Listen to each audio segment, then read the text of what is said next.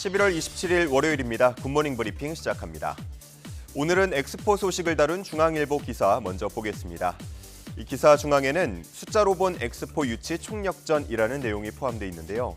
숫자 500명 이상이 가장 먼저 눈에 띕니다. 이 500명 이상은 윤석열 대통령이 그동안 만났던 세계 90여 개국 인사들 숫자입니다. 정상회담 그리고 각종 국제 행사 등을 통해서 부산 엑스포 유치 지지 활동을 벌여왔습니다. 그 아래 495바퀴는 작년 7월에 출범한 엑스포 민관유치위원회가 이 유치 활동을 위해서 이동했던 거리를 의미하는데요. 총 1989만여 킬로미터에 달해서 지구 495바퀴를 돈 셈이라고 합니다. 재계 역시도 막판까지 총력전을 펼치고 있는데요. 삼성전자는 해외 유명 관광 명소에 부산 엑스포 홍보 동영상을 30만 회 이상 상영했고, LG전자는 부산 엑스포를 홍보하는 이미지를 랩핑한 버스를 2천여 대 운영한다고 합니다.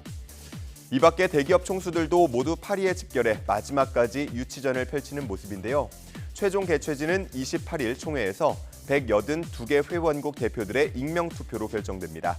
과연 부산 개최에 성공할 수 있을지 끝까지 긴장감을 갖고 지켜보겠습니다.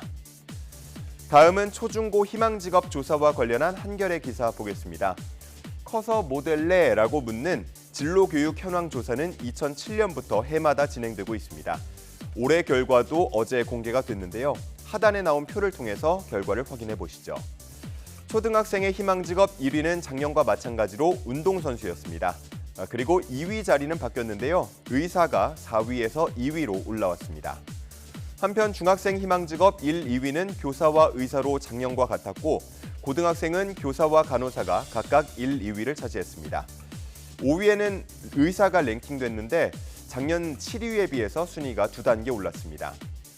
의사의 순위 상승과 함께 눈에 띄었던 직업은 IT와 신산업 분야였는데요. 구체적으로 생명과학자나 웹 개발자, 정보통신공학자, 게임 개발자 등이 순위가 올랐습니다.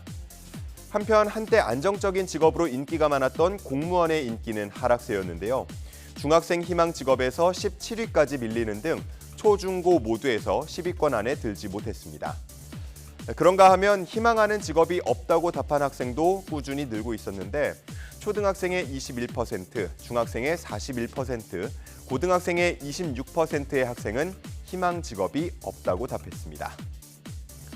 다음은 생명보험 만기 문제를 다룬 조선일보 기사 보겠습니다. 아마 시청자분들 가운데에서도 보험 한두 개쯤 가입한 분들 많으실 텐데, 만기를 몇 세로 설정하셨습니까? 보험개발원에 따르면 국내 생명보험 계약 중 80세 이전의 만기를 맞는 상품이 약 40%에 달한다고 합니다. 그런데 2021년 기준 우리나라의 기대 수명은 83.6세에 달했고, 이제는 100세 시대라는 말도 어색하지 않은 때가 됐습니다.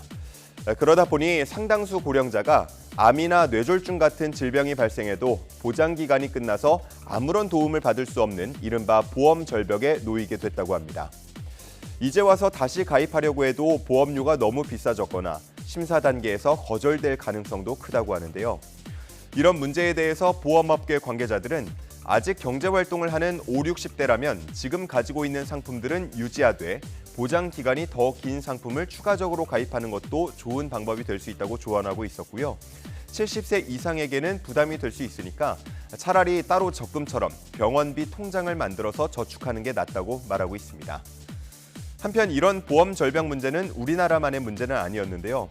미국에서는 한 100세 노인이 계약 당시 만기로 설정된 100세 보장을 사망할 때까지로 늘려달라면서 소송을 제기하기도 했습니다. 결론은 패소였지만 업계가 함께 고민할 문제라는 평가가 나왔다고 합니다.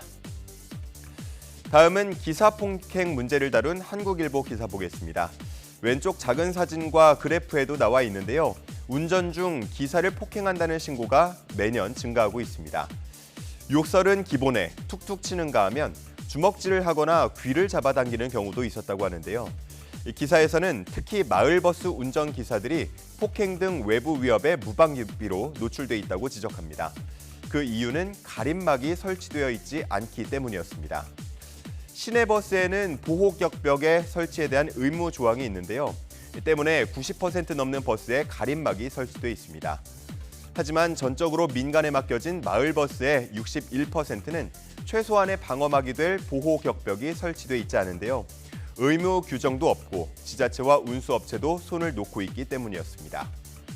기사와 시민들이 위험에 노출되는 걸 막기 위해서 의무화 조항과 예산 지원에 대한 요구가 나오고 있는데요.